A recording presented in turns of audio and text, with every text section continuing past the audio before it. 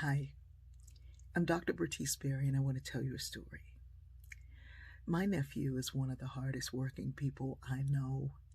He doesn't ever just have one job, he's always got another job in his pocket because he likes to work. Because he works so hard, he gets promoted often. He works without complaint, he works without looking for just due in terms of, well, I worked extra, where's my extra? Work for him is also a part of the reward. Because of that, there are people who get jealous of him because, of course, he is rewarded. He gets promoted often. And when that happens, sometimes people say things to him, and sometimes they know how to attack him without doing it in person. And one of those times happened when someone decided to pull the registration tag off of his car.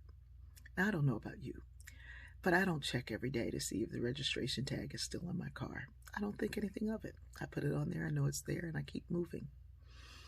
Well, the inevitable happened. He was pulled over by the police, and they said, your registration is out of date. You have a 2019 registration on your car. And he's like, what are you talking about? I have the registration.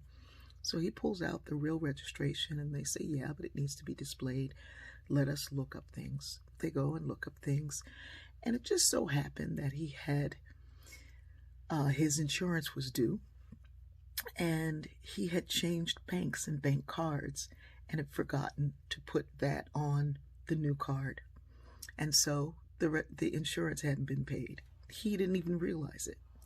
I don't know about you, but I have done this myself. In fact, the reason I thought of this story was yesterday I was sitting here, I had put one of my bills on a new card and forgot that I hadn't put the other bill on that card. And I was just sitting here and I went, ooh, and I remembered and took care of it. It wasn't late, but that happens.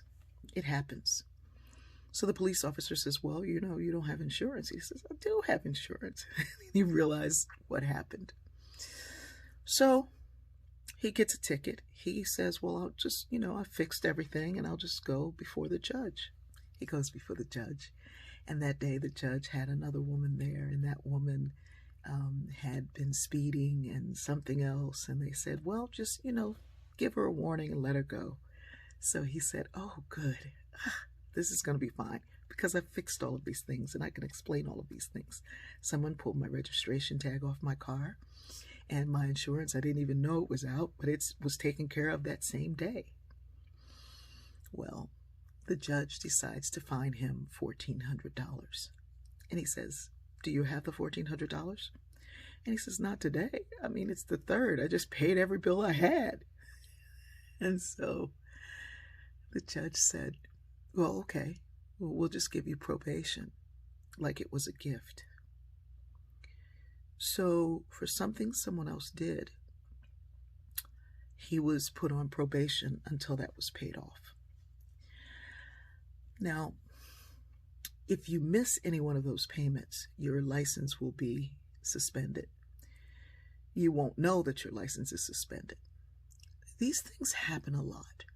They happen so much that there are people all over the United States in different cities who, for the cost of the bulb, will replace light bulbs in cars so that people don't get pulled over and stopped over things like that. If you don't understand this, I get it, that you may be sitting there saying, well, he should have known this, and he should have known that, and he should have done this, and he should have done that. I can guarantee you that the same things wouldn't have happened to many people that happened in his situation. And it's happened more than once. Not exactly this, but things like this. And so, of course, hearing about it, you say, well, no, we have to take care of this, because if we don't take care of this, this becomes a bigger problem. And then you hear things like you're enabling people, because people only see it through their lens. And I understand. I'm not bothered so much by people who don't understand. I'm bothered by the hypocrisy of not understanding and then trying to act as if you do. And the acting as if you do usually plays out in well, what I would do, or this and this and this.